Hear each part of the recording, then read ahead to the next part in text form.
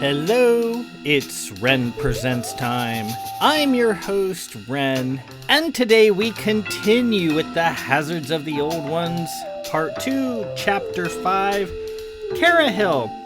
So last week, we watched the defrocked Kylos of Tusk, no longer a lieutenant, standing on Blanchford Dock with all the cheering people, watching the Seeker take off, and determined that it was definitely loud.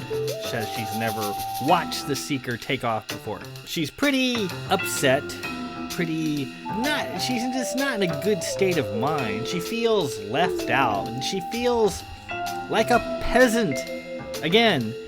And quitting at her husband's request stirs up a lot of mixed emotions, and so right now she's not liking her husband too much. She goes to the bars, gets drunk, and then afterwards heads back to Castle Blanchford because Captain Davidge had given her the key to Pendar Tower where she could hang out for as long as she wants. She gets a tweeter bird out of her bag, which is a Silvertech familiar created by Lady Poe of Blanchford with tweeter.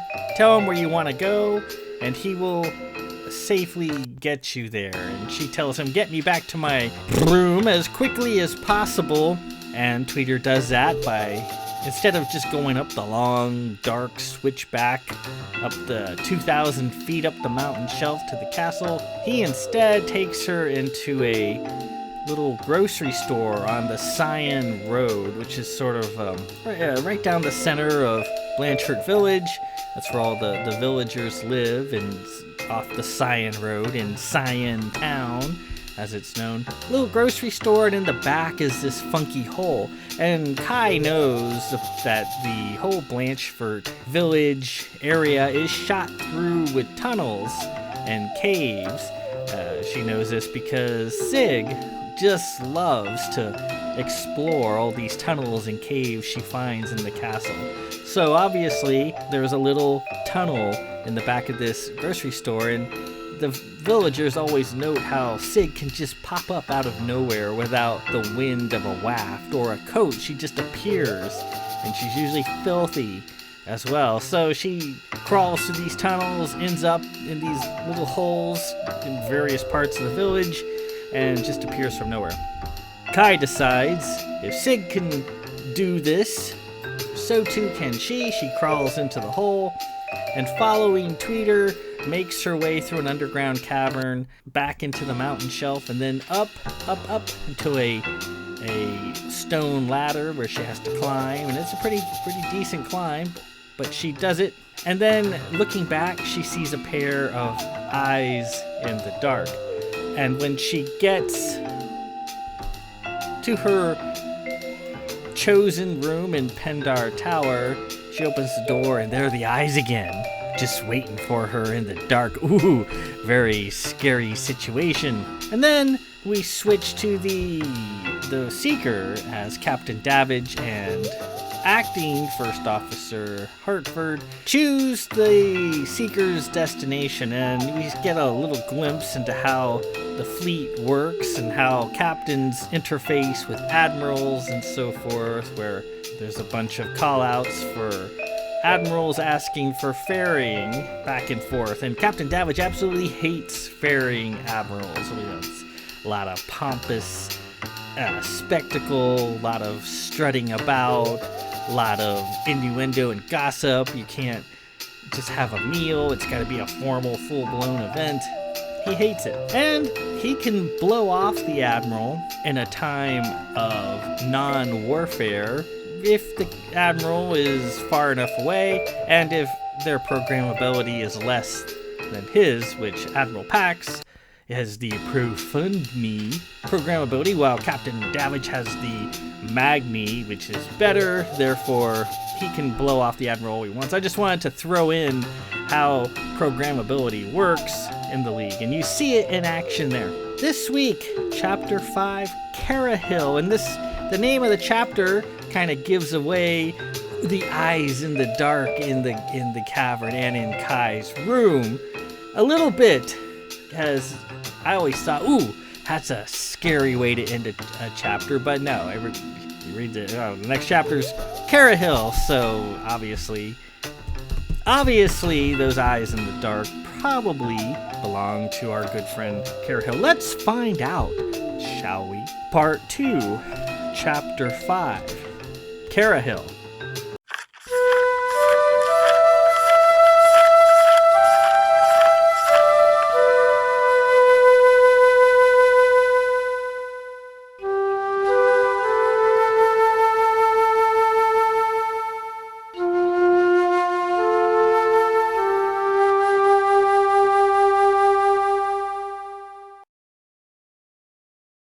I am sorry if I startled you, Madame Kylos, Carahil said, emerging from the darkness at the far end of her room. Kai, heart pounding, took a moment to compose herself. She fumbled with her bag and picked up her key. Her hands were shaking. Was that you I saw in the cavern? Yes, madame, it was. You scared me to death, and if I had my SK with me, I probably would have shot you. Don't skulk about next time. Come and see me if you want to see me. Understood? Yes, madame, I will. And don't call me madame. Makes me feel like I'm 200 years old or something. Either call me Kylos, or don't call me anything at all. Got it? May I call you Kai? No, at least not yet. I don't know you well enough for that at this point. Carahil's smooth silver body glinted in the dim light. Yes, Kylos, of course. Kai walked to her desk and sat down. Uncharacteristically, she was incredibly tired, right down to her bones. Where was the night owl? Where was the energy? All she wanted to do was close her eyes and sleep. By the by, she said in a sleepy voice, have you been leaving me little nuggets of inspiration all over the place lately? Yes, I have. I felt you could use some cheer. I don't mean to sound ungrateful or nothing, but leaving me thoughts of encouragement in a toilet is just plain gross, okay? A large book appeared along with a marker. Carahil took the marker with his teeth and jotted in a few notes. The book and the marker then vanished. I'll remember that for next time, he said. So, Kylos, do you have a moment? She threw her bag into a corner and Tweeter, ever glowing, settled on a high bookshelf, awaiting his next task. Outside, through the window, the stars gleamed. Far below in the village, the celebration was winding down, the lights shutting off. She was filthy. I need to get a wash, Carahil. Can this wait? Patiently, Carahil lowered his head and retreated. Kai pulled her boots off and threw them in a corner and walked into the large bathroom, stripping off her brand new but hopelessly stained dress. She hopped into the huge shower stall, tiled and inlaid with mosaics of fish, and hit the jets. Hot water and steam drifted up around her from several nozzles. It felt good. Through the misted, pebbled glass, she saw Carahil peek into the bathroom. Don't worry, he said. I can't see anything. Kai closed her eyes and let the hot water soak her. So what is it? She said, yelling over the hiss of water. What can I do for you? I certainly didn't come up here for nothing. Carahil loped to the glass. I need your help. Kai was sore all over. She selected a variety of colored soaps from the many ornate dispensers built into the wall and began washing her long hair. My help, she said, scrubbing the soap in, stepping around the grit that poured off of her. Haven't you heard? I'm not a Marine anymore. I'm just Kylos of Tusk. She could see Tweeter sitting on top of the steamed-up mirror, a little ball of light. I'm Kylos of the Silver Bird, Carahil replied. Yes, I know, and that makes you a perfect choice to come and help me. I know quite a lot regarding your situation. I know you quit the Marines, and I know why you did it too. Kai, skeptical as always, was unimpressed. Really? Enlighten me then. Why'd I do it?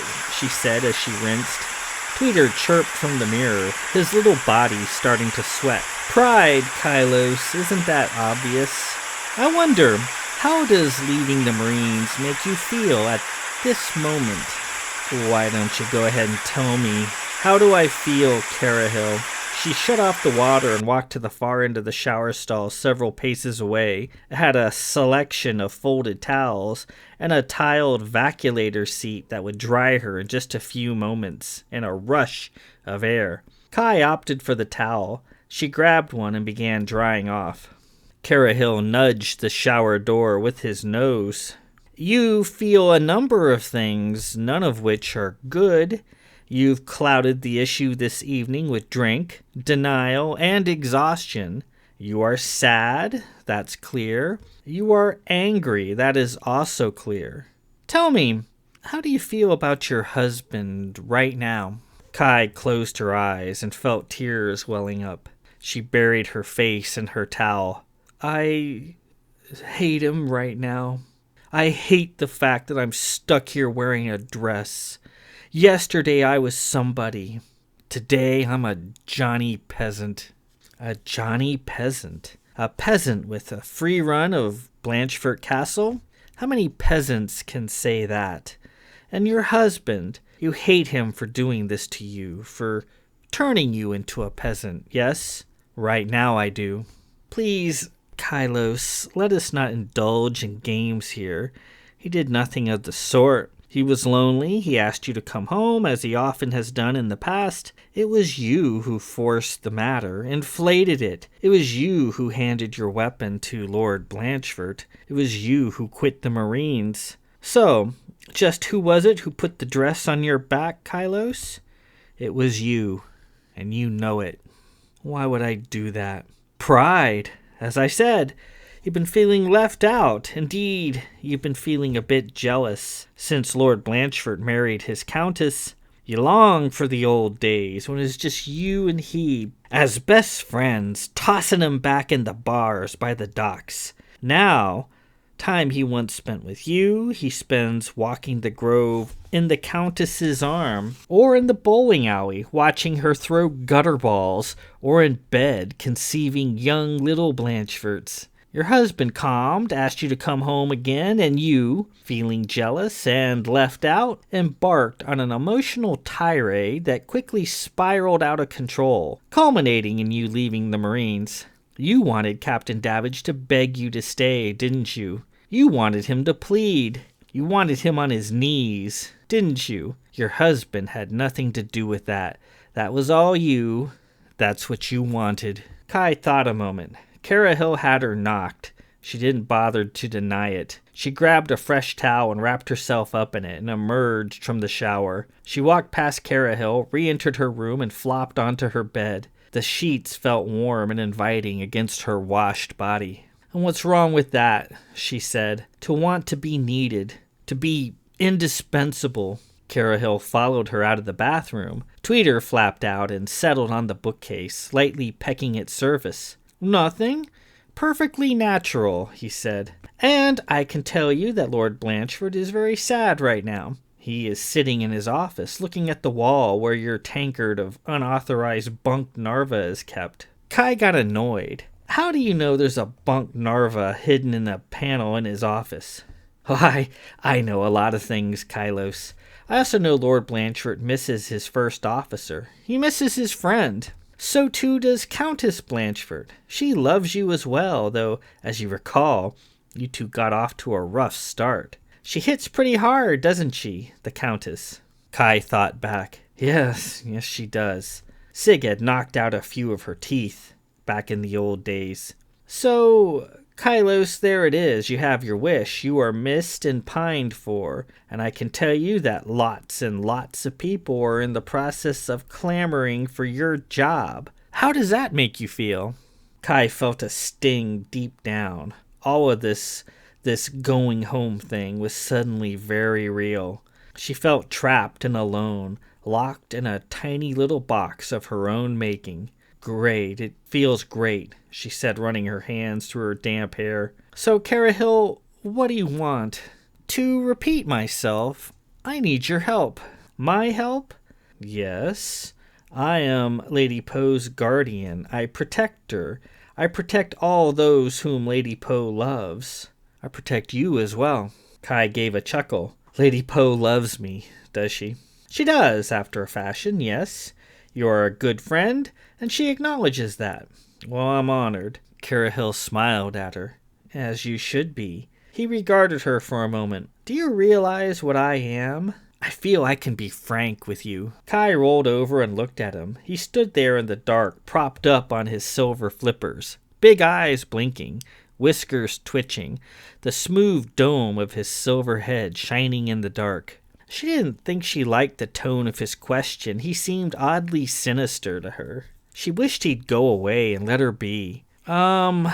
You're a seal that likes to take care of kittens and throw pies. You know Sig is still fuming over that, right? I know, but I made up for it by running her green gown up the flagpole. But those are easy. What else am I? Kai laughed. I suppose you're like him up there. She pointed at Tweeter. Instead of a bird, you're a seal. You're a Silvertech gadget made by Lady Poe. Carahil glanced up at Tweeter on the high shelf. Gadget? Oh, you wound me. Me? Like Tweeter? It's a scandal. He lifted his nose. Tweeter fluttered down and settled on it. Allow me to inform you. I am not a gadget. I am nothing like Tweeter here.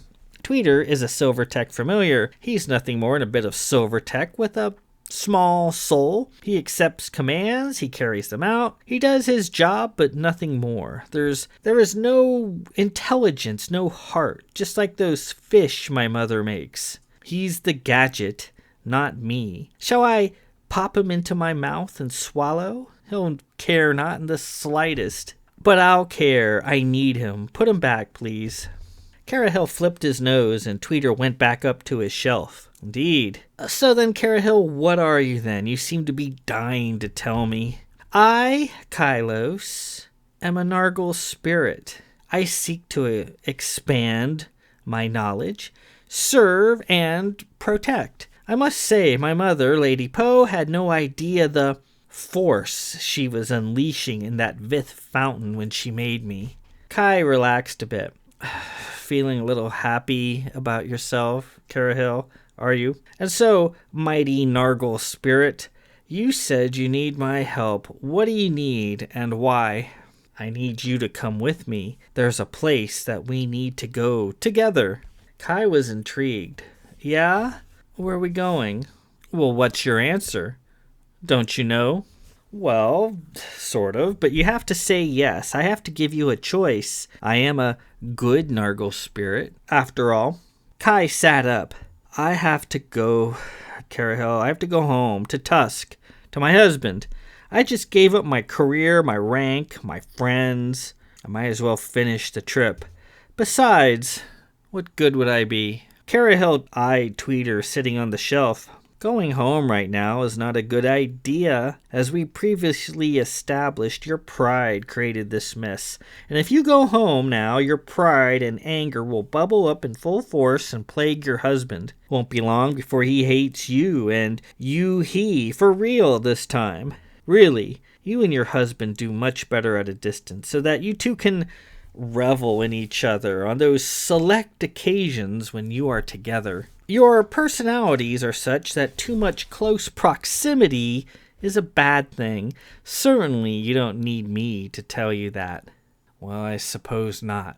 Kai rolled over in bed. Carahil came forward and nudged her in the back.